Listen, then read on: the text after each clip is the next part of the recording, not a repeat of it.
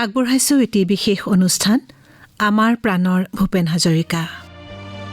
এই অনুষ্ঠানটিৰ পৰিকল্পনা, পৰিৱেশন আৰু প্ৰযোজনা ঋতুপৰ্ণ দাসৰ। আমাৰ প্ৰাণৰ ভূপেন হাজৰিকা।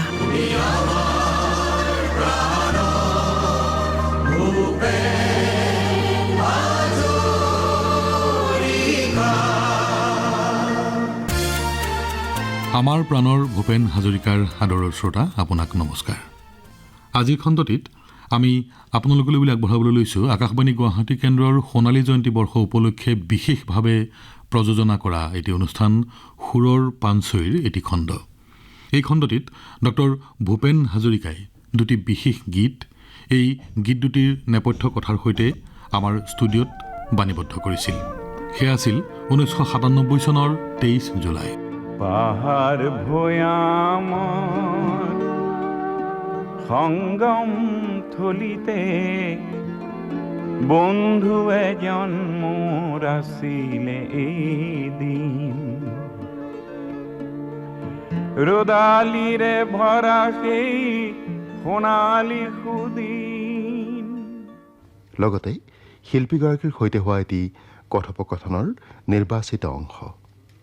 যোৱা 22 জুনত আমাৰ ষ্টুডিঅ'ৰ মজিয়াত ভূপেন হাজৰিকাৰ সৈতে এই কথোপকথনত ভাগ লৈছিল লুৎফুৰ ৰহমান, কমল শৰ্মা, সূৰ্য দাস, কীৰ্তিকমল ভূঞা আৰু আন বহুতেই। এতিয়া আমি প্ৰথমেই শুনো আহক এই কথোপকথনৰ অংশবিশেষ।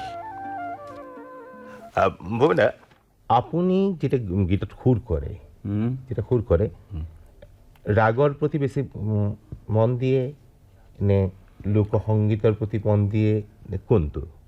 মই প্ৰথমেই দি লওঁ, ছবি এখন আঁকি লওঁ কথাৰে।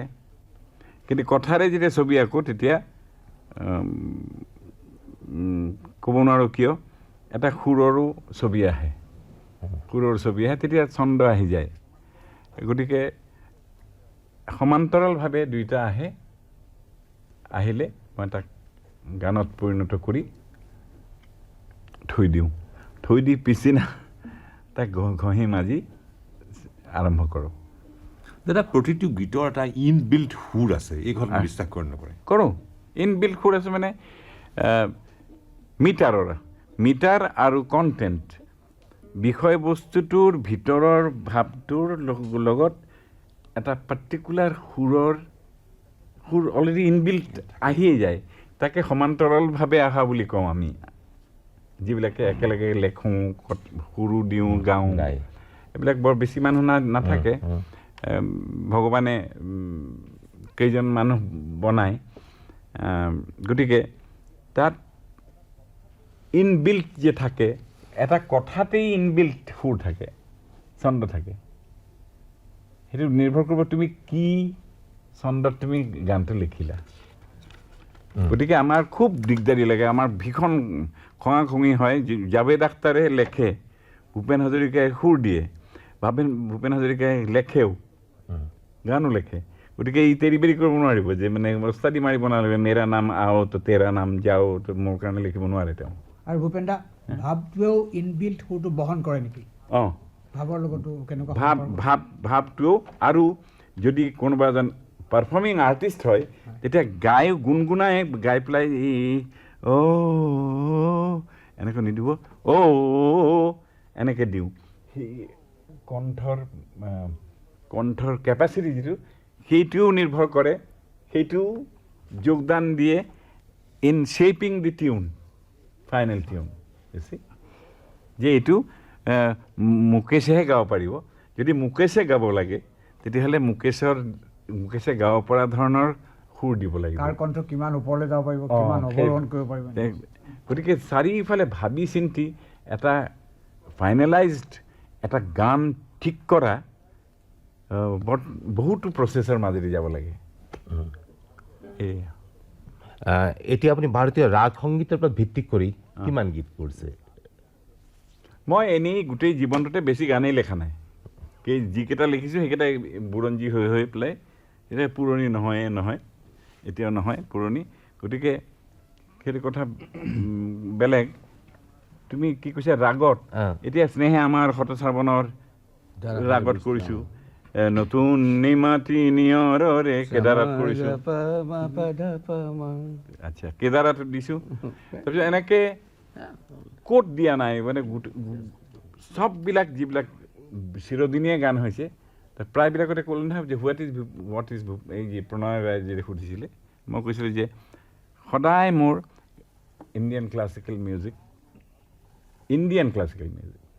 Not Beethoven Indian classical music মোৰ ভেটি আৰু লিৰিকবিলাক কেনেকৈ গায় ৱৰ্ল্ডৰ folk pattern of lyrics expression of lyrics and rhythm এইবিলাকেও ভূপেন হাজৰিকাই মোক সহায় কৰে এটা লেয়াৰে কণ্ঠেৰে তাক কেনেকৈ প্ৰকাশ কৰিব পাৰি সেইটো ঈশ্বৰে দিছে নহয় মোক গতিকে সেইটো লৈ এই তিনিটাকে সমন্বয় কৰি মই মোৰ সুৰ দিওঁ তাক ক্ৰিয়েটিভ সুৰ বুলি কওঁ গণসংগীতো নহয় লোকসংগীতো নহয় সেইটো ক্ৰিয়েটিভ মই অতি বেয়া পাওঁ আধুনিক গান বুলি যে দিয়ে চব চলিকে পিছেও আধুনিক গান আৰু ৰবি ঠাকুৰৰ গানবিলাকো আধুনিক গান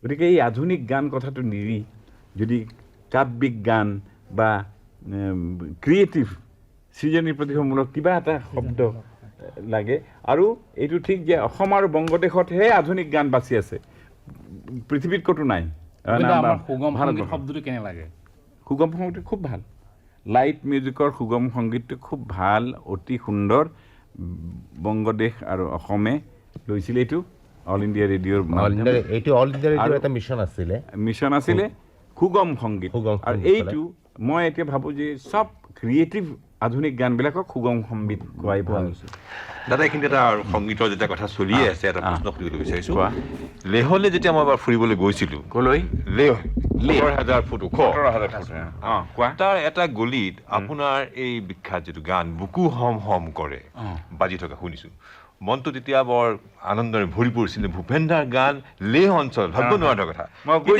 এতিয়া এটা কথা হ'ল আপোনাৰ গীতে মানুহৰ হৃদয় চুই যোৱাৰ কাৰণ কি বুলি ভাবিছে বাৰু মই এই কথাটো হেৰিক সুধিছিলোঁ লেহত একেবাৰে ওপৰলৈ লৈ গৈছিলে যেতিয়া আমাক তেতিয়া ডিফেন্স মিনিষ্টাৰ আছিলে চাৱান তাৰপিছত যেতিয়া পালোগৈ ওপৰত আমাৰ বেংগলৰ পৰা যিকেইজন নিলোঁ মই আছিলোঁ লিডাৰ কি কৰিব লাগিব আমি গৈ আমাৰ জোৱানসকলক শক্তি দিব লাগিব লেহত গৈ পেলাই আমাৰ দ্বিজেন মুখাৰ্জী ৰবীন্দ্ৰ সংগীত তেওঁ আমাৰ লড়তে হবেই গাইতে হবেই এনেকুৱা কৰিলে ধুতি চুটি পিন্ধি গৈছিলে তাৰপিছত কোনোবাই কিবা সাৰে জাহাঁ সে আচ্ছা হিন্দুস্তান হামাৰা গালে ইফালে তাত 20 দিন 30 দিন তেওঁলোকে ঠাণ্ডাত বহি থাকে এতিয়া কৈছে যে আপোনালোক কিয় আহিছে বোলে গান গাই পেলাই তোমালোকক শান্তি দিবলৈ আহিছোঁ বোলে আমাক নালাগে শান্তি দিব আমি দেশ হেৱা পাকিস্তান এয়া চাইনাৰ বৰ্ডাৰ আমি ইয়াত 3 মাহ 4 মাহ অকলে থাকোঁ আমাক শান্তি দিব নালাগে আপুনি খালি মোক গান গাই দিয়ক মোৰ ভনীজনীয়ে কি গাইছে এতিয়া মোৰ গাঁৱত মোৰ ভনীজনীয়ে কি ভাবিছে মোৰ মায়ে কি ভাবিছে অৰ্থাৎ লোকসংগীত শুনাওক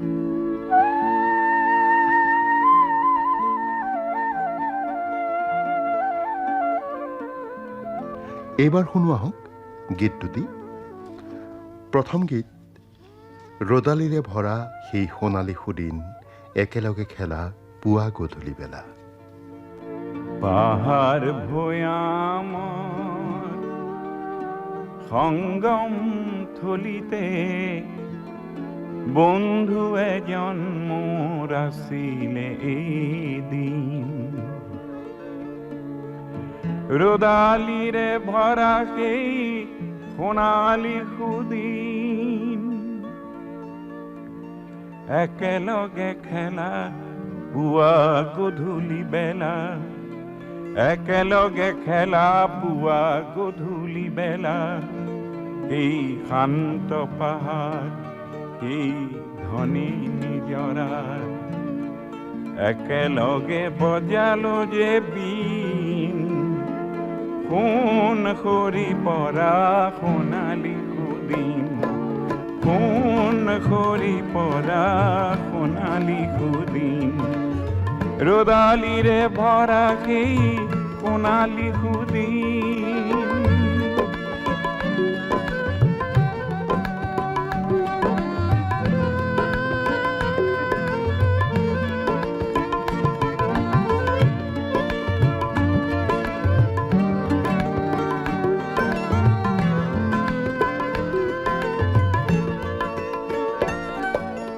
ওখ ওখ শাল বনৰ ছায়াৰ দেশত মেঘাৰু কুঁৱলীৰ কোমল খেলাৰ মায়াৰ বেশত গোন্ধ বাৰুদৰ কত নিহত জনৰ গোন্ধ বাৰুদৰ কত নিহত জনৰ কেঁচা তেজেৰে দেখোঁ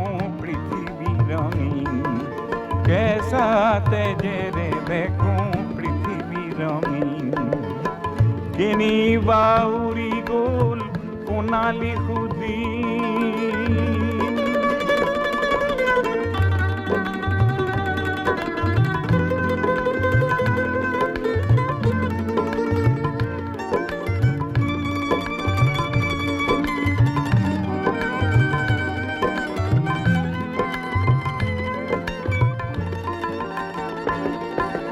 পাহাৰ আৰু লুই তৰে আকাশ তলিত তুমি বজোৱা চিপুং বাঁহীৰ প্ৰতিধ্বনিত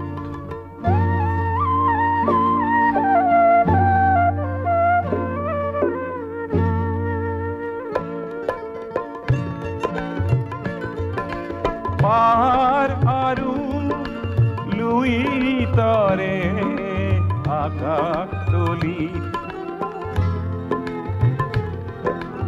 পাহাৰ আৰু লুই তৰে আকাশ তলিত তুমি বজোৱা চিপুং বাঁহীৰ প্ৰতিধ্বনিত তুমি আৰু মই সমভাগী হৈ তুমি আৰু মই সমভাগী হৈ পুনৰ আনোৱা সোণালী সুদিন পুনৰ আনোৱা সোণালী সুদিন ৰদালিৰে ভৰা সেই সোণালী সুদিন একেলগে খেলা পুৱা গধূলি বেলা একেলগে খেলা পুৱা গধূলি বেলা সেই শান্ত পাহাৰ সেই ধনী নিজৰাৰ একেলগে বজালো যে বিন সোণ সৰি পৰা সোণালী সুদিন ৰদালিৰে ভৰা সেই সোণালী সুদিন ৰদালিৰে ভৰা সেই সোণালী সুদিন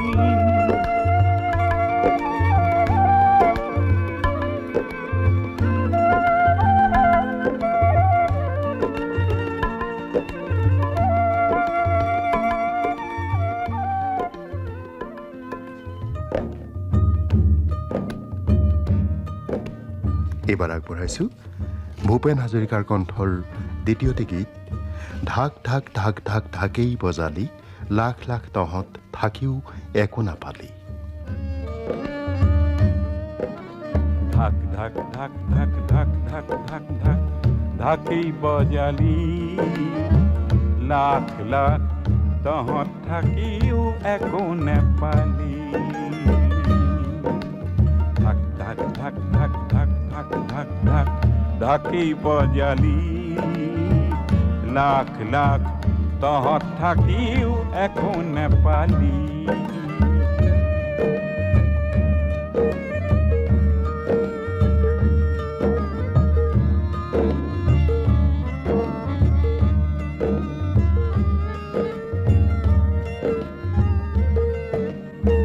খাটি খোৱা তহঁত গৌৰৱ দোস্ত কৰি লৈ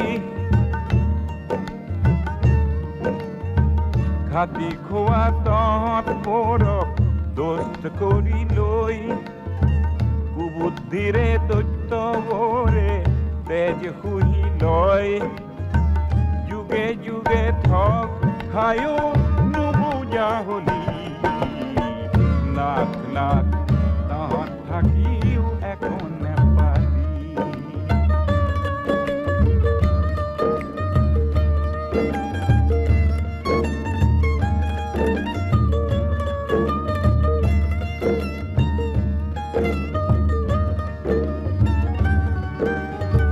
মুখৰ ভাষা বুকুৰ আশা বন্ধকতে থলি মুখৰ ভাষা বুকুৰ আশা বন্ধকতে থলি সেইবাবে কেঁচা যৌৱন নিশা বেচিলি হিম্মত বিলাক হেৰুৱাই কলৈ পলালি লাখ লাখ তহঁত থাকিও একো নেপালি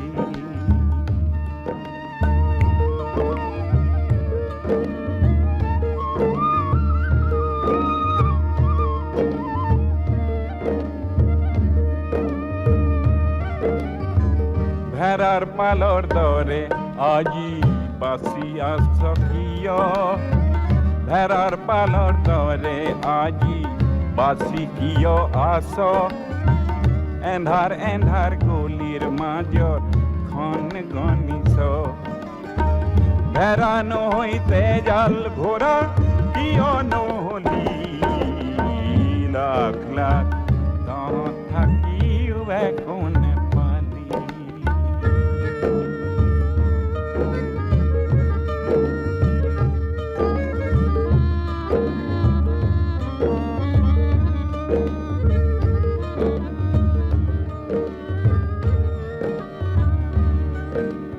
জন অৰণ্য ধৈৰ্য ঘন্য পুঁজিপতি ধন্য জন অৰণ্য ধৈৰ্য ঘন্য পুঁজিপতি ধন্য বনোৱা সন্য গণ্য মান্য সমাজ অনন্য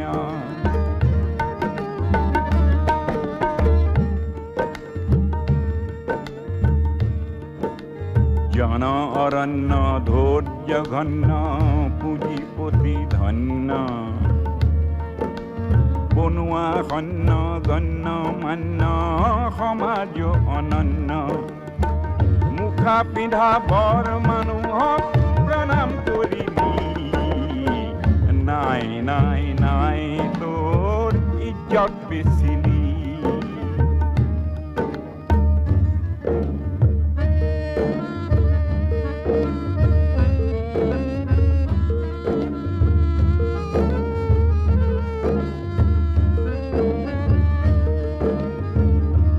ঢাকটো মাথো বাজে না নহয়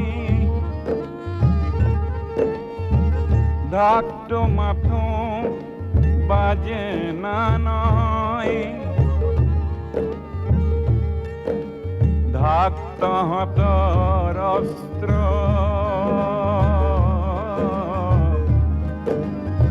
শোষক ঘটক নাঙঠ কৰ শোষক ঘটক নাঙঠ কৰ কাৰি সিহঁতৰ বস্ত্ৰ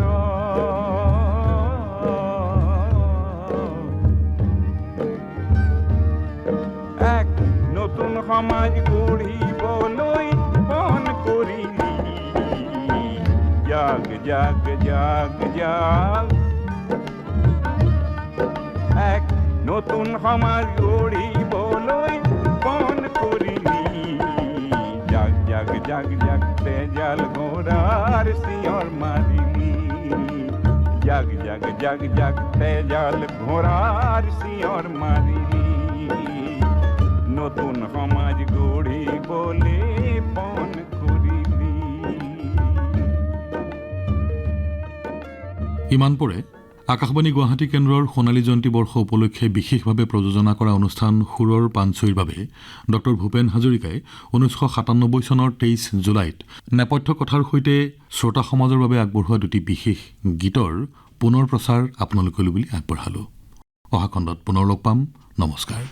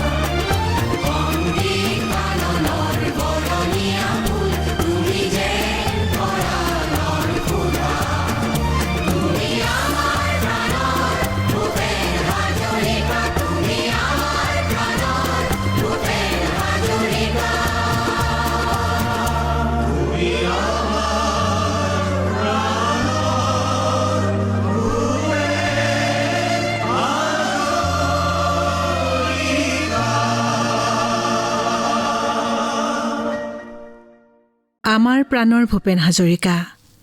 অনুষ্ঠানটিৰ পৰিকল্পনা, পৰিৱেশন আৰু প্ৰযোজনা ঋতুপৰ্ণ দাসৰ।